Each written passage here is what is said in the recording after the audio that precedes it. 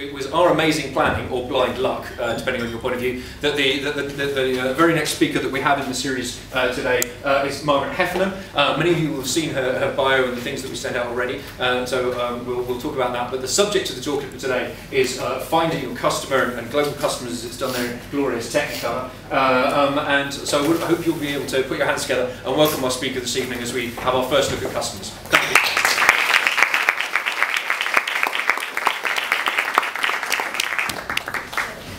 Thank you very much. Thanks for being here. Such an incredibly long day. So I'm going to tell you a little bit about myself. I'm going to then walk you through global customers, and then we can talk about some of the issues that raise well, not quite as long as you want, but for quite a long time.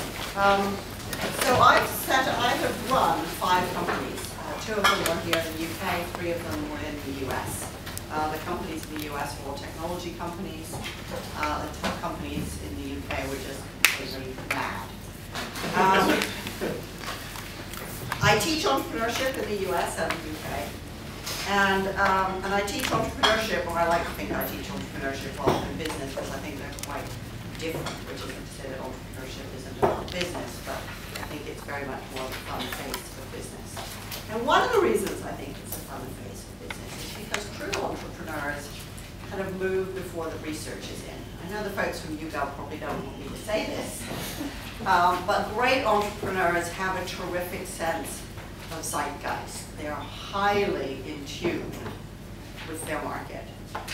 And I've written extensively, and if not exhaustively, about entrepreneurship. And one of the things that I've learned from interviewing hundreds of entrepreneurs is that they have very, very good instincts. And they back their instincts with just about everything they have. But I think it's really important to take some of the romance out of instinct.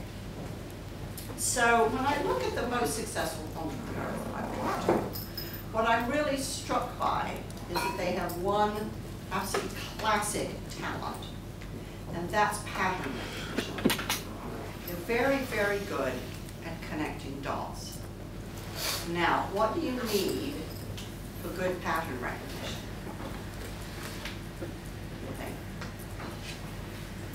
Come on, wild-ass guesses. Entrepreneurs who are willing to take risks, at least answering a rhetorical question. Okay? Lots of data. Thank you very much. You need lots and lots and lots of data. And the more data you have, the more likely it is you will find patterns. How do you get that data? Research. Market research. What else? Hack. Sorry? Hack phones. How else? Talking to customers.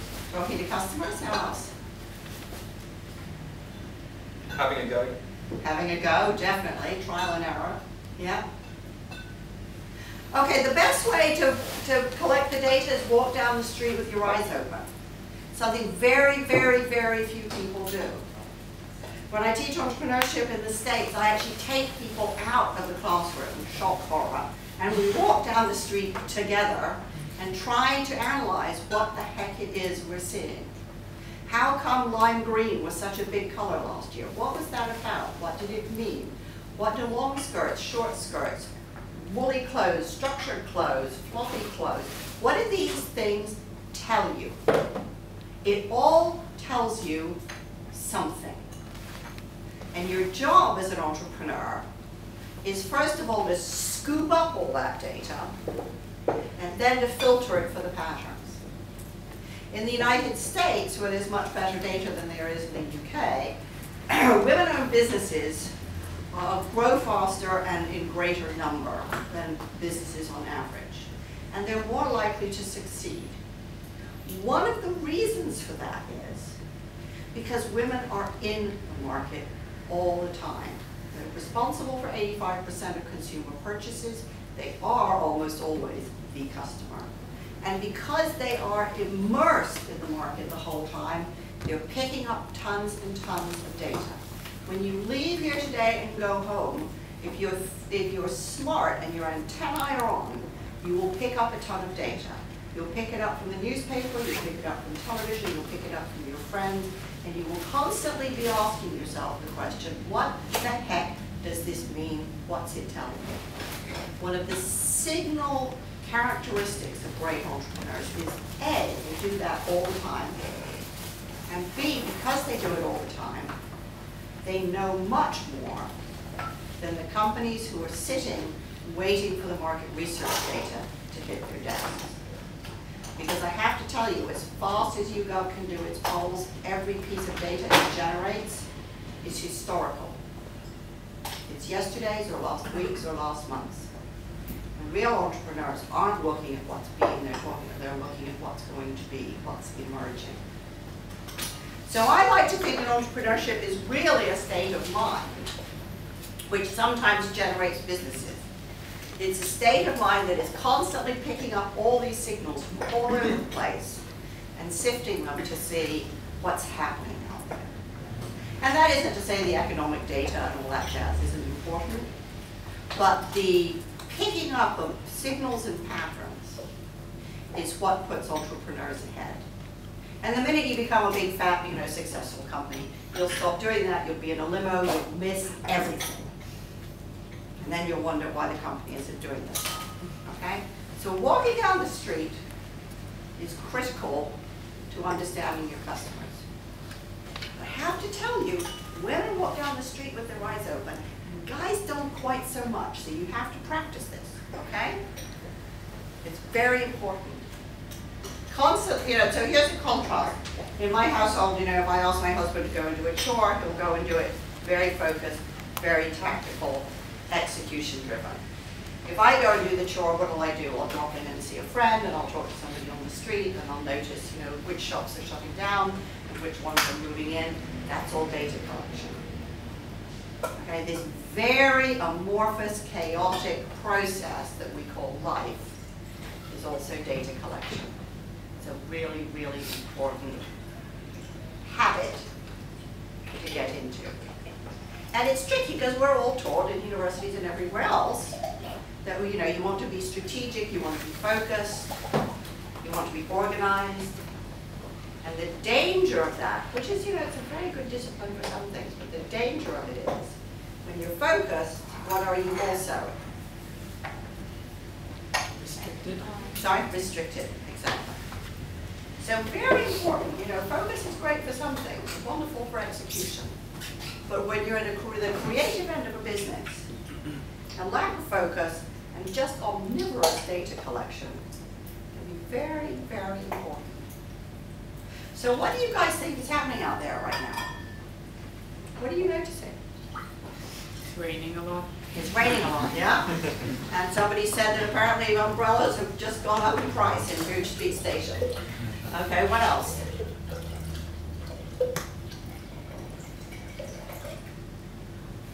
There's a Waitrose opening on Tottenham Road. There's a Waitrose opening on Tottenham Road. Okay, what does that tell you? There's quite an affluent area, and there's a need for more supermarkets. Okay, do you think there really is a need for more supermarkets? In Bloomsbury, maybe. Okay. Do you think generally there's a need for more supermarkets? No. And in other Sainsbury's is just open as well. Okay. So what's all that telling you? Waitrose might be doing well because another store is opening on Holborn as well. Okay. Well, it is in a very aggressive growth mode. Yeah. Looking at a bigger picture, if they're talking about Waitrose and Sainsbury's, their customer bases tend to be much wealthier. Yes. Right? They tend to probably be working in those areas. If they're expanding, that means the economy, at least on the high end, is expanding. Hence, it means that you have high-end customers moving to that area. Yeah. You have new jobs or jobs being shifted to those areas. And depending on their size, you can tell whether they're just working there, if they're smaller, or they're living there if they're bigger. Good point. And if they're just working there, what's that also telling you? They're probably going to need other services. Yeah, absolutely. Good point. What else? They can't afford to live where they're working. They can't afford to live where they're working. And what else? We're all going to be funneled through one transport place. Yeah. Okay. And what else? But there is a train building in Tottenham Road. There is a Train station. There's a train station. Building. Yeah. And Okay. Tottenham Road. Okay. It's also telling you they don't have any time, isn't it? Right? Because they're having to buy their food in their lunch hour or on their way home or whatever. So then that's part of a whole social trend, which is to do with time crunching. Right? So any business that's going to save people time is going to tap into some kind of trend. Okay, what else is going on? What else is implicit in what's happening in the supermarket stuff?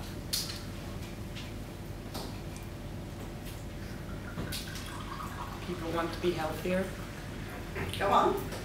Well, for example, he was saying that Waitrose and Sainsbury's are upper end, but I would argue that Waitrose opening is more of a health thing, because Waitrose specifically aims at producing healthy products, and they also base, well, on the Holborn is right beside a gym, which I think is also an encouraging thing Right. for them. Okay, okay, yeah. In the downturn, people don't go away, so they buy more food. Mm-hmm. They're not eating out as much. Right. Exactly. So it's quite interesting, you know, that there's quite a lot of content inside this one observation. What else would you observe? What else is going on? Come on, I live in the country and I'm old. I don't know. I need to know. You know, nothing's happening where I live. Nothing. Which is interesting. Yeah. Well, the other day I was thinking maybe like so many countries are working to get solar energy, but I was thinking that in the UK they don't have really a proper program to use the rain. Mm-hmm. To use the rain. Yeah. Okay. That's very interesting. Okay. So why is that important? Because if you could make something that could get energy out of the rain, and you Mm-hmm. basically have it all the time, Right. then you could make use of rain. Okay. Why else might the rain be important? Go on. For conserving water, Uh-huh. Because why might that be important? or for later times when you have all the bottlenecks or there might be a lack of water. There was a few months back, and some of those are post-pipe ban. Mhm. Right. So there may well be a whole emerging market in terms of water conservation, preservation, and reuse, which is really interesting. I mean, also, it's a friend of mine who's a venture capitalist said, well, you know, Margaret, after the next banking crisis, you know, the money banks just won't work at all. Everything's going to be paid for in money in water because that's going to be the thing in shortest supply. So that's a kind of interesting idea, which is, you know, what are we doing with water? What are we doing around water as an asset? What's the value implicit to whom and why? So the rain that's happening out there actually may tell you a lot or spark a lot of interesting ideas that may lead you somewhere very interesting. What else would you say is happening in the lives of customers? Structural economic change. Okay, go on. Higher Gini coefficients. So as globalization happens, the people who can capitalize on it are making tons of money, whereas the people who are being automated out of the workplace are increasingly in poverty. So Okay. you've got huge low-end markets Yeah. and also very rich high-end markets. Right, exactly. This is what I call the which is, I think it's more fun than the Gini coefficient. I call it the Tiffany Walmart effect. Okay, so what does that mean? That's really important. This has been with us for some time. What does it mean?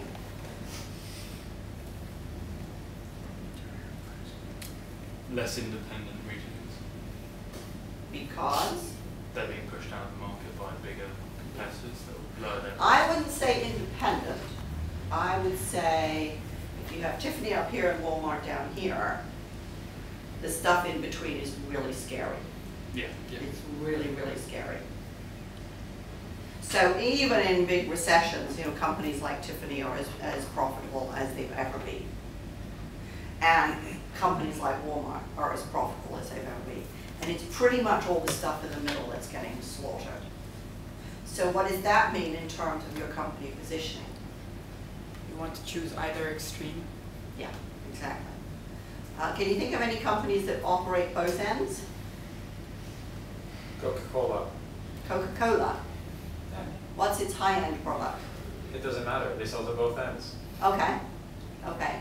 Hilton hotels, Yeah, go on. because you can have exclusive Hilton hotels that you can see from the way they look that only really rich people go to, whereas the ones that are low end you can also see, and they operate on a different pricing scheme. Right, and they have different brands underneath that umbrella. Yeah, exactly. Okay. Other social trends you think are important? Social trends are phenomenally important when it comes to customers. customers, because if it's a growing trend, all you really have to do is be there and not screw up. Okay? So very, very important to understand what's going on. Yeah. I think there's a trend towards customer reviews and feedback being a major indicator as to whether you need a product or service. Definitely. I mean, people talk about this in different terms. People talk about it in terms of crowds and the wisdom of crowds. People talk about it obviously in terms of social networking. Interestingly, a lot of the guys I know starting new companies in Silicon Valley are starting to think about it as they call the power of giving, which is how important it may become to start giving positive feedback to individuals and services and about products, and that creates a kind of form of community that you can reward, which I think is quite interesting. I mean, it may be a little mushy, but it's quite interesting. I think it's tapping into a very powerful emotion, which is our desire to give to people or to companies that we feel have appreciated us. Okay. There's a very fascinating book that those of you who are really interested in this stuff might find agreeable, which is by a guy named Mark Penn called Microtrends.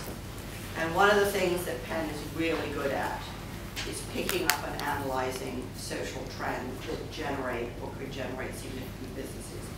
One of the, just one example from that book is picking up on the fact that almost all newly minted priests in the Church of England are female. So what that means is that all the institutions and the clubs, and dare I say it, the clothes shops for vicars and priests and parsons that were all for guys don't work anymore. So there's now this very vibrant, highly committed, very, very well-defined community of female priests, and nothing exists for them. Not shops, not newsletters, not magazines, not holiday camps, not nothing. So that's an interesting little group. So, what Penn says is the more you identify these groups that weren't there before, the more you know you now have a new market to serve. So it's worth thinking about how might you define the new groups that you see emerging. And they'll pop up all over the place in terms of new passions, interests, jobs, you name it. But if you can spot one of these emerging markets and you can define them, then all you really have to do is sit there and wait for them to grow, and their growth lifts your boat. Okay, I'm going to talk a little bit about global customers because I'm a very big believer that serious entrepreneurs think about global customers more than they think about local customers, which isn't to say local customers don't matter. But if you're going to build a big business, then obviously you're going to build a global business. And I want to take you through how one company thought about this, because I think it's a really good model that can apply to almost any market of customers in a company that may start small but want to be big. And please, do shout if at some point you haven't the faintest idea what I'm talking about. You have to understand it better. Okay, so what defines global customers? I want to talk about this company called Eastern Mountain Sports. Anybody familiar with them? Okay, they're a little bit like the North Face. They were started in Massachusetts in the 1990s and very focused on outdoor stuff, skiing, mountain climbing, that kind of thing. So quite very attached to New England when it first started. They divided their markets into their customers in a very interesting way. And they originally started by serving these people, whom they called experts and activists. So these are people who really are going to do the 7 peaks. They really are going to climb mountains. They really are going to spend every minute of their discretionary time and every penny of their discretionary income buying stuff for their hobby. Do you want to sit down? It could be a very long hour. So is anybody here an expert or an activist in some field? Yeah, come on. In what field? Fencing. Fencing, okay.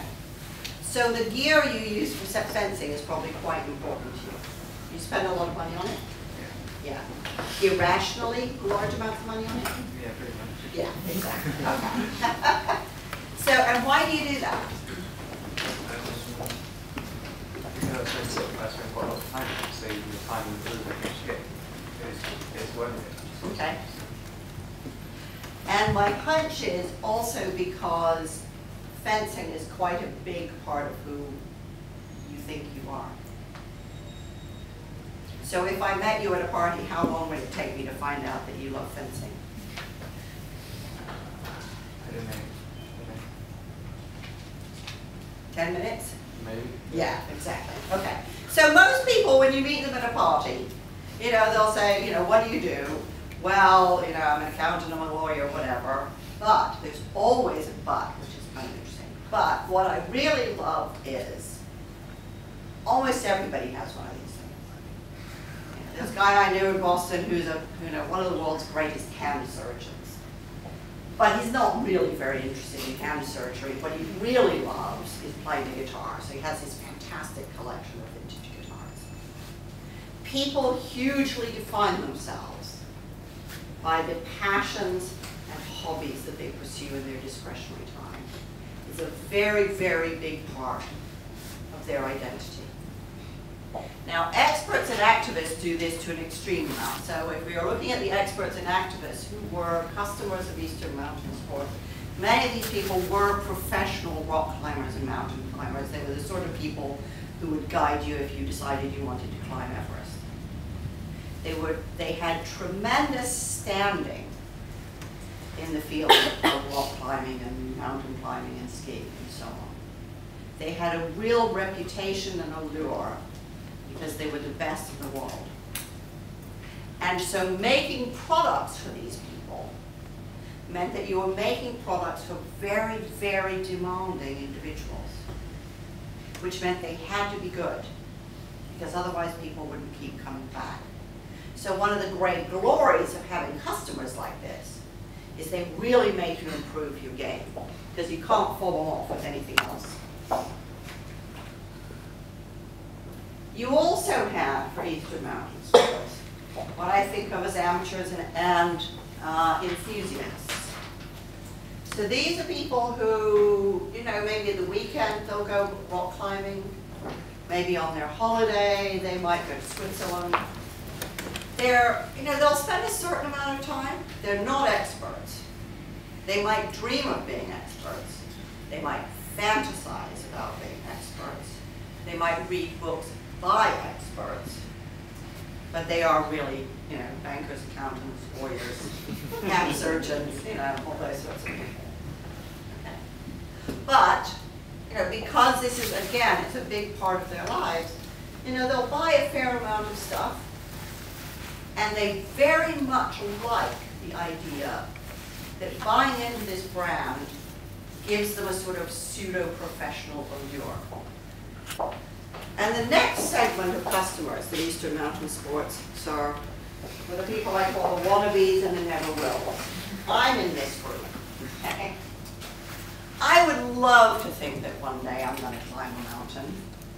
And the chances are I probably never will, because there are too many other things I want to do, because I'm lazy, because I don't like climbing, but I really do think, the view up there is probably fantastic. But the thing that's really interesting about the wannabes and the never-wills is that they have this kind of fantasy life where they are much more dynamic and heroic than their real life would suggest. And so they would rather have a carabiner for a key ring than a key ring, because it makes them feel like they're mountain climbers. And they like wearing relatively overpriced fleeces because it gives them an, albeit spurious, sense of adventure. So they like the association. It's very, very important to them. And the thing that's so interesting and important about this kind of segmentation is you have what I call a hierarchy of passion. So you have the experts, but what's the, you know, who bring all this credibility and glamour and stuff to the market. But what's the salient characteristic of the expert?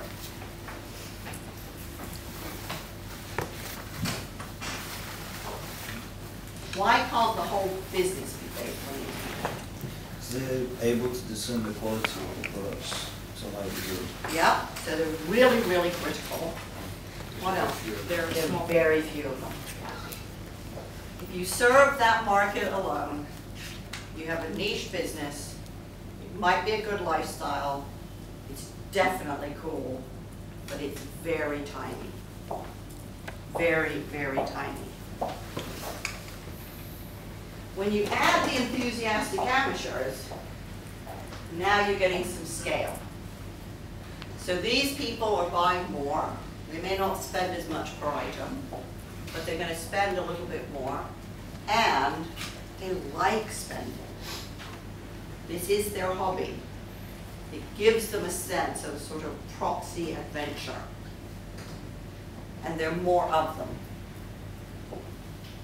And what makes it a global business is when you add these guys, because there are millions of them.